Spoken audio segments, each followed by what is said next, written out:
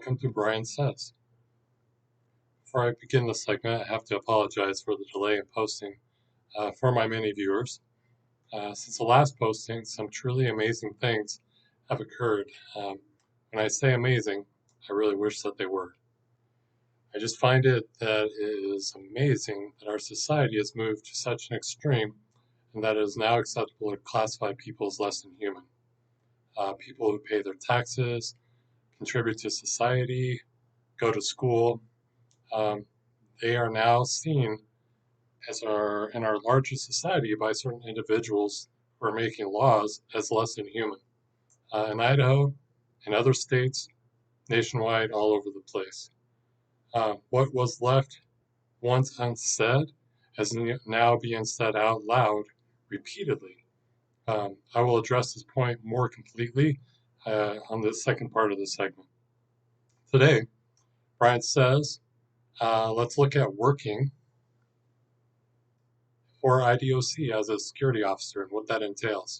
So, are you 18, looking for and toward an exciting career in corrections here in the state of Idaho?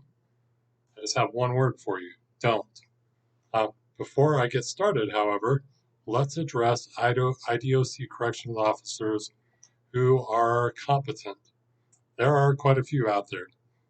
There are many excellent officers that work at IDOC. Many of them have been around for more than 10 years or so and are not part of the machine or part of the cog, so to speak, but they actually are. These individuals are conscientious, they're professional, and they treat people with respect, not just fellow staff, but also the offenders as well. They are, however, a minority, and this minority has a lot of concerns. So, as a minority, and this is true with all minorities, they're afraid to say anything. Why? Well, any staff member who's been around for more than a few years at IDOC knows that if you bring things up, leadership will target you.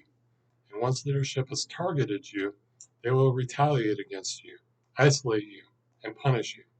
I was warned myself more than once by long-time staff that I should be very cautious about bringing things forward with my questions, my concerns. But in the end, I just cannot remain silent. And you already saw, if you looked at some of my other silence, I didn't even recognize it at the time, but being silent, people died. So anyway, go ahead and look at Kevin Segayo. Look at that segment for more on that. Just in the last few months of my no longer taking that stance of being silent, these are some things that I saw and reported. And I did all these things according to policy, talking to supervisors, filing reports, etc., etc. I reported drug use in the community and in the facilities, which I will address probably in my next segment because that was definitely part of why I was fired. I reported a rape and a sexual assault of an offender by officers. An officer who was at one point finally charged. You probably know nothing about it, but yes, that did happen. That seemed to have been kept out of the news. I reported being in a hostile work environment to my management, my direct supervisors, my HR, management outside of my direct supervisors, and how that, all those things that occurred, which contributed to my being terminated. But all these things will be addressed in later segments because they're all tied together, but kind of not.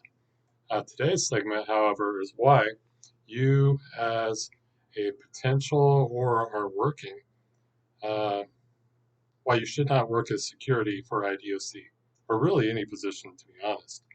But we'll go directly to security. So the number one reason why you should not do this is you will not be safe. You will not be able to keep yourself safe or others safe. Now, why is this?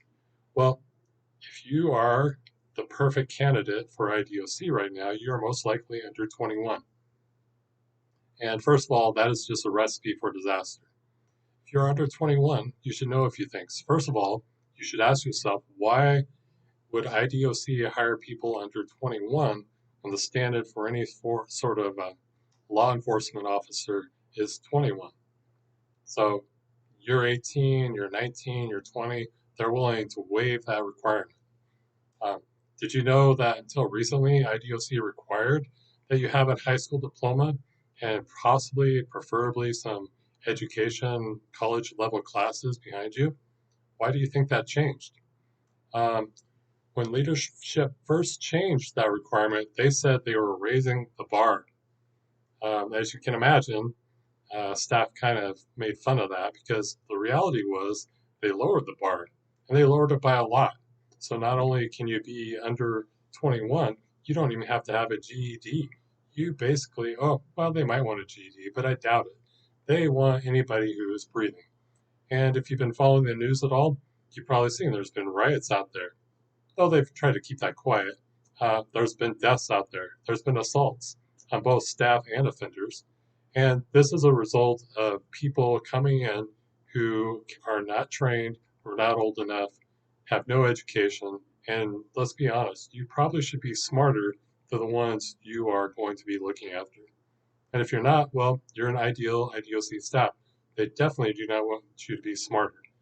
So I keep saying, if you're under 21 and did not graduate high school, this is a very bad job for you, but you're an ideal candidate for IDOC. Imagine for a moment that you're working inside the prison. You are of an age, under 21, where those who are currently incarcerated have been so for as long as you've been alive, most likely longer, or been in the system in one way or another for at least that long. In other words, you are what they call in prison fresh fish. You are going to have a target on you. Now I get it. The director of IDOC is telling you that you will receive training to do this job, and that's all you need, right? After all, he's sitting there on YouTube in his cozy office telling you that this is an ideal job for you. You should believe this guy, right? I will just tell you, no, you should not. But here is what he doesn't tell you. He is not telling you that they do promote, but they only promote those who are friends and family. If you're not part of their group, whatever group that is, as defined by them, you'll never succeed out there. Look around. Do you see how the wardens are related?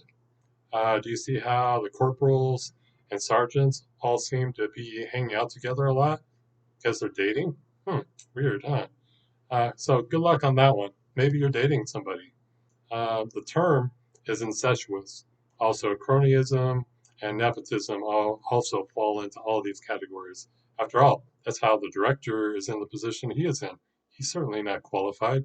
He has zero education. He has zero experience. He knows or knew a governor who put him into that place. And not to mention, the director has multiple convictions of DUIs, which would make him a felon if they hadn't been so well connected. But that's another story. You can look that up. Let's see. So I use a word that perhaps you don't know because you haven't graduated high school, and I apologize, incestuous. You have Google, so I'm going to let you look that one up. And I'm sorry, I don't mean to be cruel, but IDOC will take advantage of your ignorance.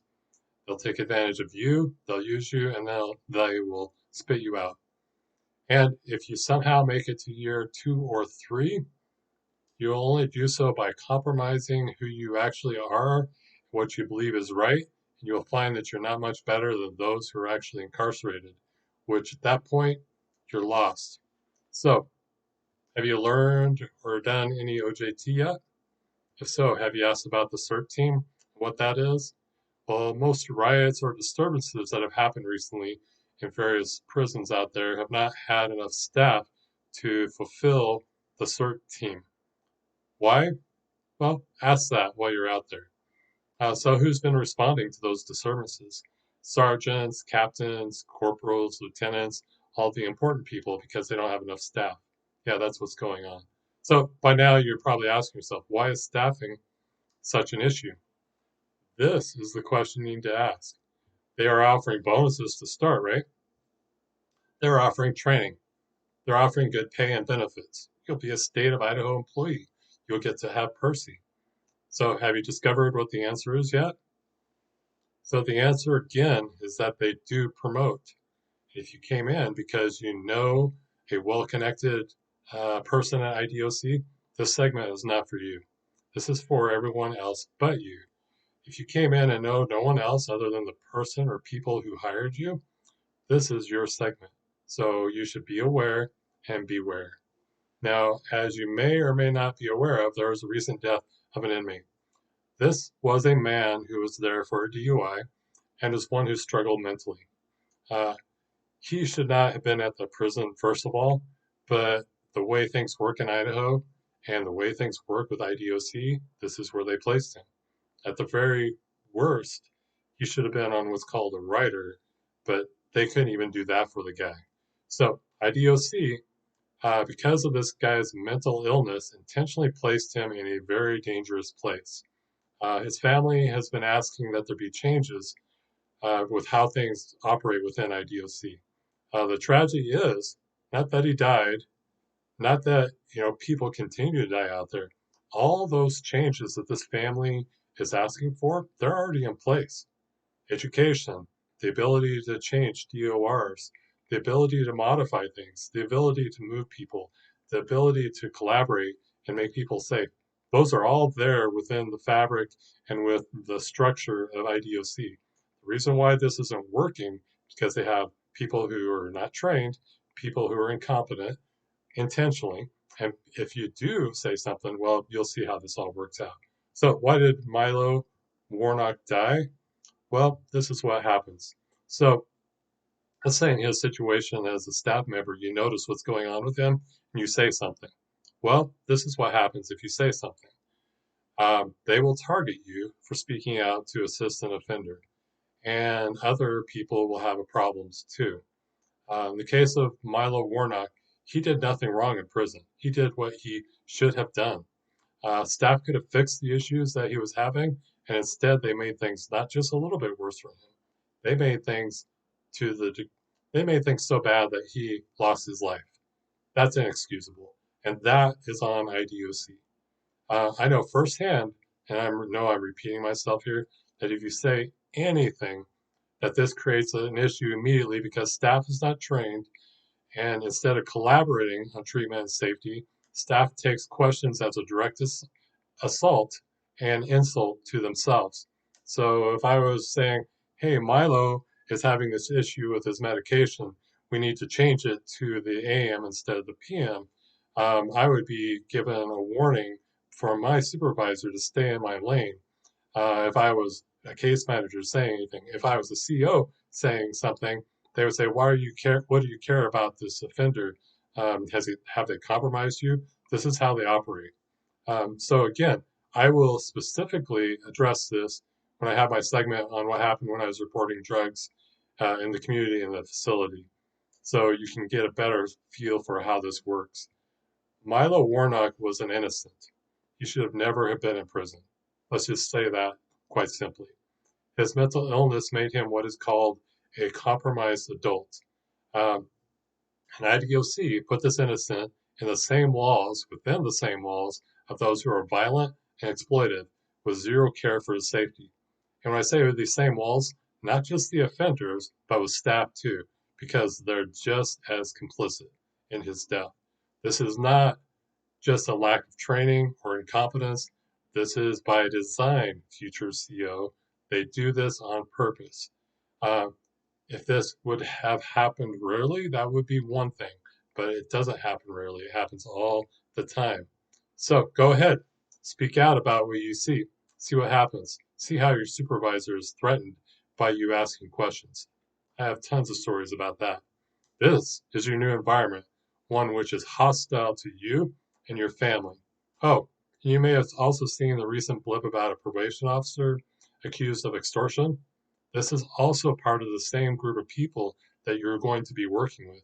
You think that just happened magically? No. So I wish I could be surprised by any of this, but in the case of the officer extorting people, I had that reported to me all the time, and when I reported it upwards, I got static for it. I'd pass it on. I'd be told they were making it up. But after a while, there are just too many stories where this was happening. And of course, one of them, towards the end of my being employed, was me reporting somebody being sexually assaulted and raped. They wanted everything to just go away and would put direct pressure on staff to make sure it goes away. So, future correctional officer, it all sounds too good to be true, right? From their side, anyway. I'm going to say this: don't give IDOC any of your life or time, not while you're under 21. Go to school, work, do some crappy jobs, get into construction, lots of that in this area, or do a trade, do anything but work for IDOC. It will hurt you and it'll hurt you bad. IDOC is using you as a body, and within a very short period of time, you'll find yourself trapped financially, emotionally, everything. They'll say it's all part of a family. Yeah. Um, so you'll be working there all the time. You'll not know what time it is. You'll not know what day it is. You will be completely burned out. And yes, like I said, there are some good staff out there, but they are the minority. There are also good offenders out there too. They are also the minority. You will not be stationed there. You will be at one of the worst places to be. Why? Because you cannot bid for good spots. There are some good spots out there. And guess what? All the long term staff who have been around for more than 5 to 10 years or so, they have taken all those spots. You're going to come in and be in the most dangerous spots within 45 days of your starting out there. So take this information, please, and make the best decision that you are able to make. If you're already out there and you're seeing this, I apologize. I wish I could have gotten to you sooner. I know it's bad, but you know where I stand. I will answer any questions for you. I will try to help you be safe, but it will be very tough for you, unfortunately. All right, well, let's move on to the second part of Brian Says. It's a rough transition to go from, hey, I'm telling you, correctional officer for IDOC right now is hazardous to you, to, oh, guess what? You're living in the state of Idaho and many other states. If you're a Republican, you are legislating hate, which is, of course, part of what's going on with IDOC because it's all connected. So, as you may have seen, Brad Little recently endorsed Trader Trump for president. Now, there's no surprise, right? The only surprise was that it actually took him this long because he'd been doing all the things that a spineless governor would do, which was sending troops to the border, going to Mar-a-Lago, kissing Trump's ring, um, and basically saying nothing about the hateful bills that have been going across his desk. He has been signing everything and saying nothing. Very, very silent. So many, but one of the bills specifically is one that defines personhood. That will pass. And how about the one that says a counselor can decide um, whether they can help somebody or not based on whether it's against their values? That too will pass. How about the one where a doctor wants to help somebody according to their values? That will pass.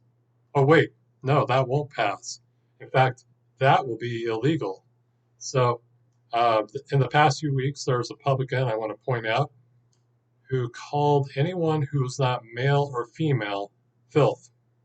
This Oklahoma senator goes by the name of Thomas Woods. So keep in mind, there were zero Republican calls for his removal or dismissal, zero of import, meaning that you Republicans not just approve of his message, but will advocate it, promote it, and celebrate it. So Republicans celebrate hate. Let me say this again slower for those in the back who are Trump supporters. Republicans celebrate hate. Now, I have known many Republicans in the state of Idaho. Some very fine people, men and women. If you are being held captive, blink 3 times and I will send help. No? Okay then. So this falls under, this is what they mean when they eliminate health services for transgendered individuals under the guise of protecting children, when they make it law that counselors can deny services based on their beliefs. Republicans in Idaho and the nation are actively legislating hate. This is very disturbing. I know many of you out there deny that the Holocaust even happened. In the Boise area, there's a whole memorial about it. It was amazing. I would drive by it and I'd make sure to point that out to people. But for those of you who do read, still, this is how it all began. It began by taking persons and making them less than human, labeling them as such. Republicans are legislating a genocide right before our eyes. This is happening right now. Okay, an aside here, just for a moment to like give this a little more context. Isn't it interesting that they will protect the right of somebody to deny treatment based on religious beliefs, but they will prosecute those who wish to help people who are medical professionals based for the same reason? It cannot be more clear than this. We have literally legislated hate, and we're at the very beginning of this. It is not just said, by dehumanizing someone, one makes a thing seem less than human. And so if something is less than human, society can treat them as poorly as they want. Or here's some examples. Drug dealers, they're trash, right? Child molester, filth, disposable. Tom Woods, I can't even call him a senator, but that's what he is. That's what he associated anybody who isn't a man or woman. They said they're no better than a child molester or a drug dealer or a murderer. This is where we are right now. These things sound all too familiar. On that note, this concludes. Brian says, be safe out there. Until next time.